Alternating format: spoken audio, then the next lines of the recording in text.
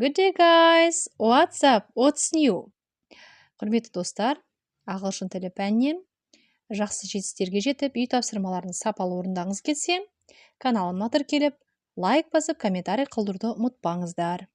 Бүгін сіздермен workbook'тағы 9-шы беттегі 6-шы тапсырманы орындайтын боламыз. Тапсырмада feeling, tidy, creepy, hiding, alone, view. Яна берілген сөздермен сөйлемдерді толықтырып шығамыз. Сонымен достар, берілген сөздерге тоқталып өтейік. Tidy, жинақы, ұқыпты. Creepy, жорғалайтын. Hiding, құпия. Alone, жалғыз. View, көрініс деп аударылады. Бірінші сөйлемде.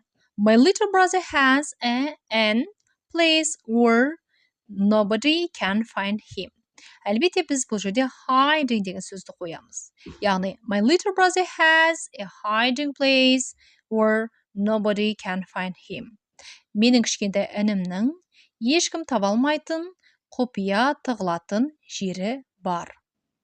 Екінші сөйлемде. John doesn't like crawlies like spiders and cockroaches. Әлбетте біз бұл жерде creepy деген сөзді қоямыз.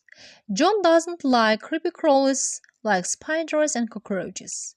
John өрмекшілер мен тарақандар секілді жорғалайтын жәндіктерді ұнатпайды. Үшінші сөйлемде. There isn't anyone else in the house. Үйде басқа ешкім жоқ. He's alone. Ол жалғыз. Төртінші сөйлемде.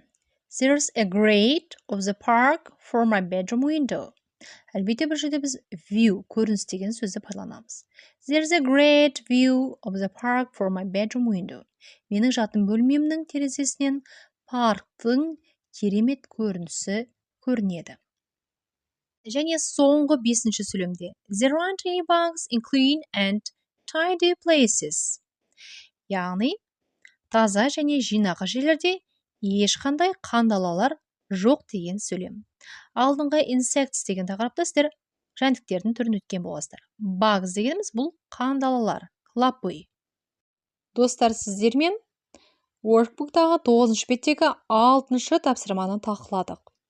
Сөйлемдерді толық жазып дағдыланыңыздар. Себебі механикалық есте сақтау ол жазу үрдісінде қалыптасып дамиды. Goodbye. Good luck, guys.